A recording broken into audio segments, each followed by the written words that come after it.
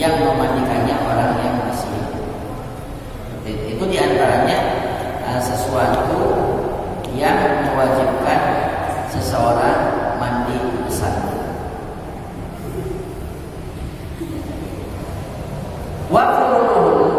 Dan fardu-fardunya hadis atau rukun-rukunnya hadis.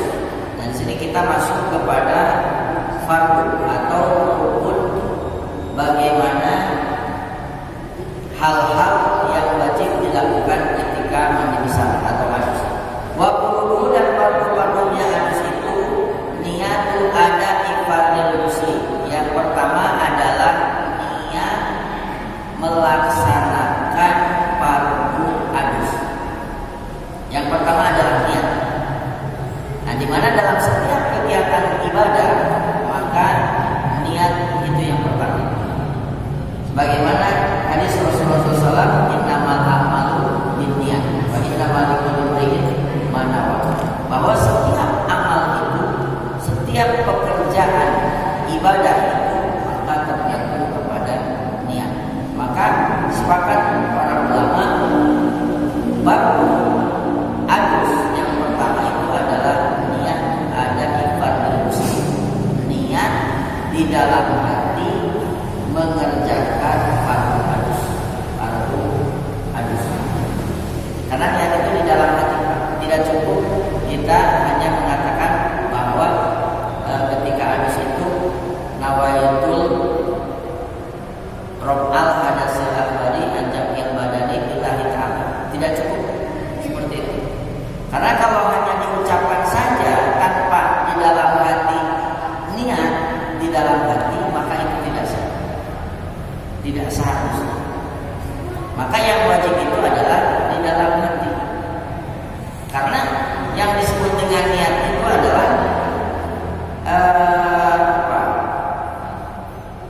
bukan ucapan dalam hati sebenarnya, hanya pintasan atau siratan di dalam hati ketika kita melaksanakan suatu amal ibadah. Seperti halnya sholat, seperti halnya wudu, seperti halnya kewajiban apapun yang mewajibkan untuk berniat, maka niat itu adalah di dalam hati. Tidak cukup atau tidak bisa di dalam lisan saja. Tetapi para ulama ahli fikih, apalagi mayoritas Syafi'iyah, itu mensunnahkan untuk talafuz biniat. Jadi sunnah melafazkan niat. Ketika mau wudu, misalkan nawaitul wudu'a atau nawaitul raf'al hadasil asghari. Nah, maka ketika adus atau mandi wajib, maka sunnah diucapkan nawaitul raf'al hadasil akbari anjamil badani lillahi ta'ala. Atau paling tidak minimal nawaitul ghusla fardu lillahi ta'ala. Niat saya mandi adus fardu karena Allah. Atau niat menghilangkan hadas besar, nawaitul raf'al hadasil akbari anjamil badani fardu lillahi ta'ala. Niat saya menghilangkan hadas besar dari seluruh orang. Nah, itu niat yang harus terbersih di dalam hati. Itu yang pertama niat. Kemudian yang kedua, wa ta'minu badani hatta ma tahta kulfatin bima'in. Yang kedua adalah menyempurnakan seluruh badan hatta ma tahta kulfatin, sehingga sampai ke bawah kulfah. Kulfah itu adalah bagian zakar yang mungkin kalau orang yang belum disunat itu kan masih panjang begitu. Nah, itu namanya kulfah. Nah, kalau misalkan ada seseorang yang sudah dewasa belum disunat atau sudah disunat tapi masih ada sisa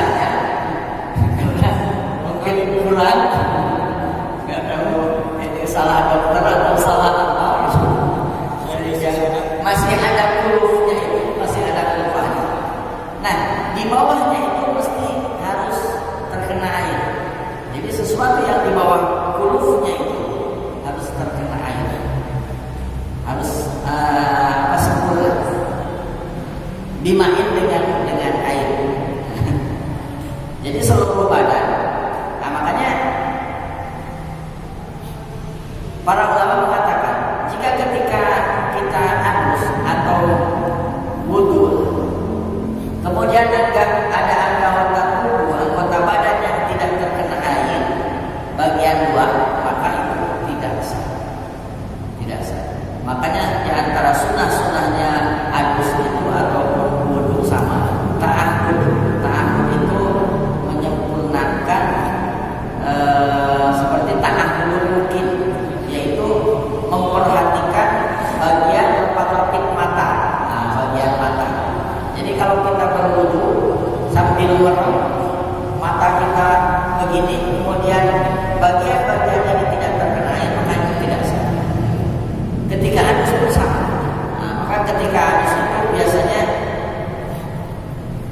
nah ini perlu kita perhatikan juga. Ketika anus, biasanya kan kita kalau di kamar mandi jongkok atau berdiri. Nah ini bagian bawah kaki. Ketika kita anus tidak, maka ini tidak sah. Kenapa? Karena basahnya itu bukan karena keluar bagian bawahnya itu. Ini tidak terkena. Jadi basahnya ini karena menginjakkan basah saja di lantai. Nah, maka ini harus dengan sengaja diubah. Biasanya seperti itu. Atau bagian telinga, bagian telinga yang nampak dari luar, maka itu hukumnya wajib dikumbah, Sehingga kalau tidak tersentuh oleh air ke bagian yang masih bisa dilihat, maka itu tidak sah.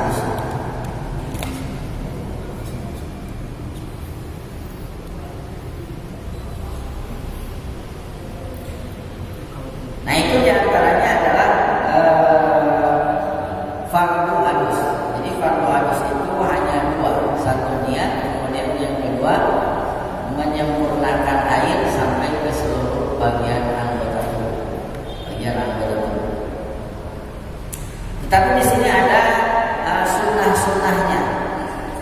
Di antara sunnah-sunnah dalam beranus atau mandi besar, di sini yang pertama adalah at-tasmiyah. At-tasmiyah itu sunnah membaca basmalah fi awali, ketika awal mandi.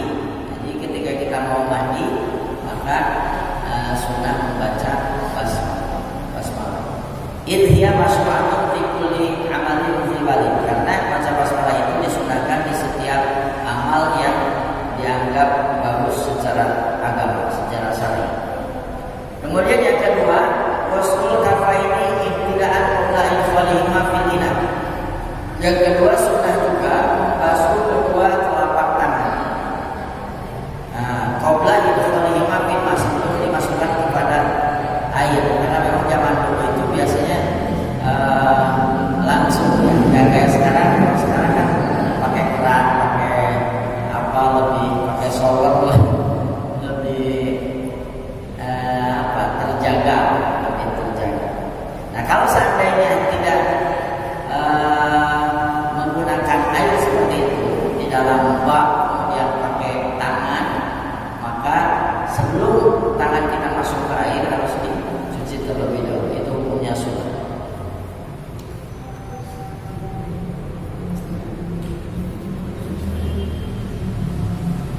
Kemudian wa'izalatul qadharin. Nah, sunnah sebelum kita anus itu menghilangkan najis-najis. Ada sesuatu maka mesti dihilangkan. Atau ada sesuatu yang bisa menghalangi tembusnya air terhadap kulit. Ada cat, ada minyak, ada apapun saja yang bisa menghalangi tembusnya air kepada anggota badan, maka itu harus dihilangkan terlebih dahulu. Bahkan kalau sampai menghalangi, itu hukumnya wajib. Jadi wajib dihilangkan. Kaki suatu saat seperti misalkan ada ikan, nah, biasanya kalau yang selesai mencuci ikan ada kulitnya nempel, nah itu biasanya susah sehingga air itu tidak terus. Nah, maka kalau menghalangi air itu tidak sah, maka wajib hukumnya dibuang terlebih dahulu. Kemudian fawudun, sunnah sebelum adus itu wudu dulu. Wudu. Nah, jadi sunnah wudu. Bagaimana wudunya? Kamu wudunya sholat seperti wudunya sholat. Jadi seperti kita mau sholat aja wudu dulu. Suka wudu dulu apa kira-kira kalau kita adus? Atau langsung kejemur saja? Langsung kejemur saja. Nah, meskipun nantinya gimana Ustaz, nanti mungkin kita akan menyentuh kemaluan atau sehingga batal lagi wudunya. Nah, enggak masalah. Sama halnya ketika kita mau tidur, itu sudah padahal tidur itu membatalkan wudu. Jadi hilangnya akal karena tidur itu membatalkan wudu. Tapi Rasulullah memerintahkan kita sunnah hukumnya untuk berwudu. Nah, sama halnya dengan adus. Jadi ketika kita mau adus, meskipun nantinya mungkin kita menyentuh kemaluan sehingga batal wudunya, tetap sunnah. Jadi sebelum adus itu berwudu.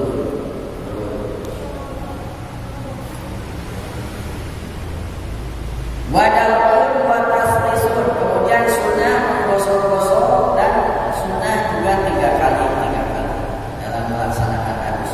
Wastiqbalun, kemudian sunnah menghadap kiblat. Jadi kita kalau mau adus sama halnya dengan wudu, sunnah menghadap kiblat.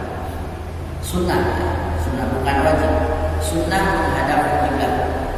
Sehingga kalau tidak menghadap kiblat pun bukan berarti tidak sah adusnya. Sah, hanya tidak mendapatkan sunnah menghadap kiblat. Wajahnya takasukun lahu fil khawwa. Jajah itu boleh. Ketika kita adus takasukun, kita membuka seluruh badan kita tanpa busana. Tapi fil khawwatin, jika kita mandi atau adusnya itu di sebuah kamar kecil tertutup seperti sekarang di kamar mandi. Kalau dulu mungkin tidak seperti zamannya kita sekarang. Bagaimana kalau tidak di ruangan atau di kamar tertutup? Maka jika ada orang yang harap melihat aurat kita, maka itu hukumnya wajib. Nah, di sini dikatakan bahwa kalau itu hajar fatil jawab wa yusannu satru auratihi, sunnah hukumnya menutup aurat ilam yakun sama man yahrunatuhu ilaiha, jika di situ tidak ada orang yang haram melihat kita atau melihat orang yang lagi adus. Jadi kalau tidak ada orang yang melihat, maka itu hukumnya sunnah menutup aurat. Tapi kalau ada orang yang melihat, apalagi orang yang haram melihat kita, aurat kita, maka itu hukumnya jadi wajib.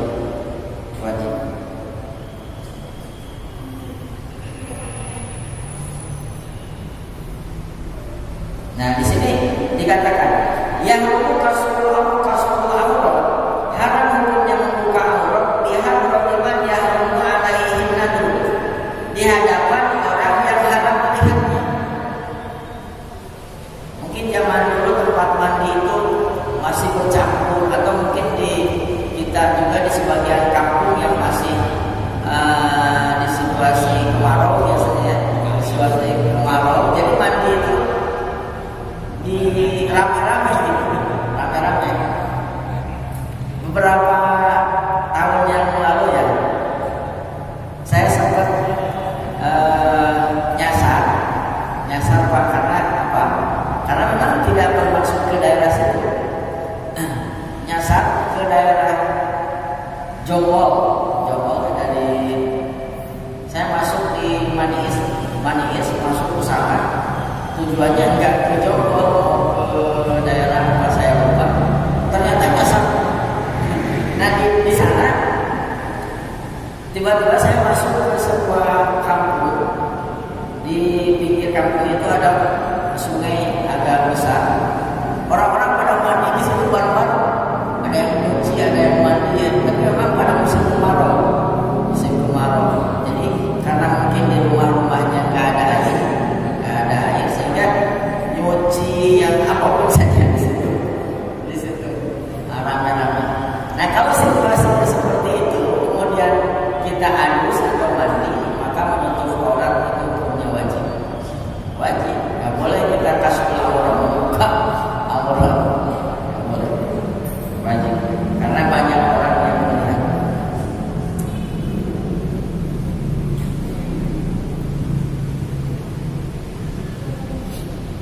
Walayakni kaulu lahum absarakum. Tidak cukup, di sini para ulama menjelaskan, tidak cukup hanya dengan kita menyuruh orang untuk menutup mata. Misalkan kita mandi di tempat ramai yang banyak orang, kita mengatakan, "Hei, merem semuanya kalau lihat atau mandi." Jadi tidak cukup seperti itu. Meskipun mereka semua menutup mata, merem semua, tetap itu tidak cukup. Jadi yang harus apa? Harus menutup aurat, wajib. Di sini dikatakan wala yakfi, tidak cukup kalau ucapan dia lahum kepada mereka, "Qul absarakum," tutup mata kalian. Tidak cukup. Ini mesti menutup aurat. Nah, hanya afdalnya meskipun di rumah ataupun di tempat yang tertentu, afdalnya itu kita tetap menutup aurat. Afdalnya. Dan ini membedakan antara mandi biasa dengan mandi wajib. Mandi wajib. Hanya di sini para ulama mengatakan wajaza takassufu lahu fi khalwah. Hanya boleh ketika di tempat tertentu kita membuka aurat. Itu mungkin di antara perbedaannya antara mandi biasa dengan mandi wajib atau harus. Maka di sini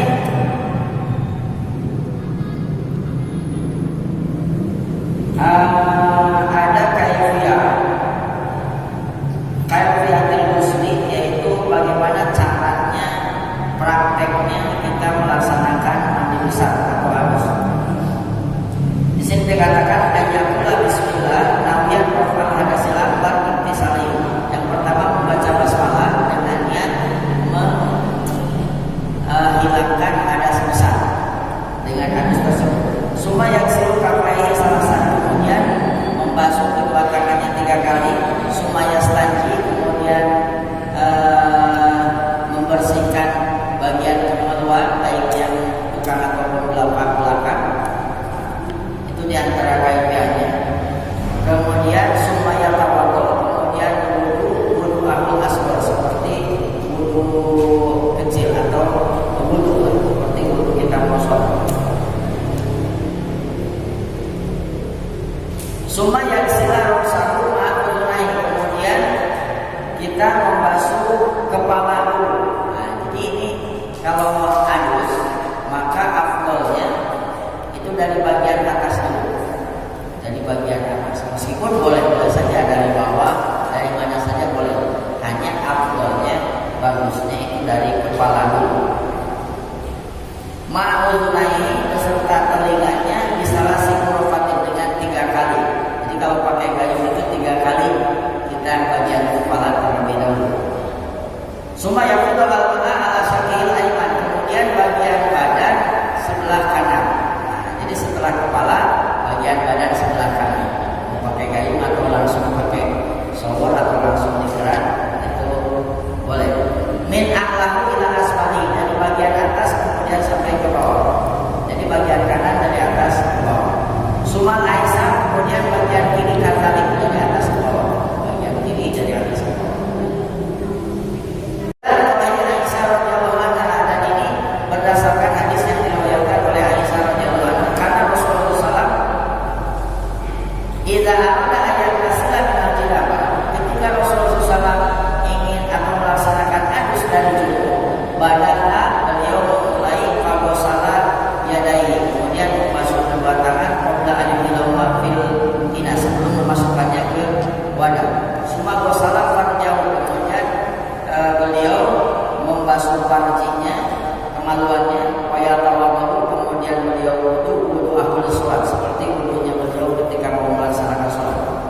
Summa yusrifu sa'rahu al-ma'a, kemudian beliau membasuh rambutnya dengan air.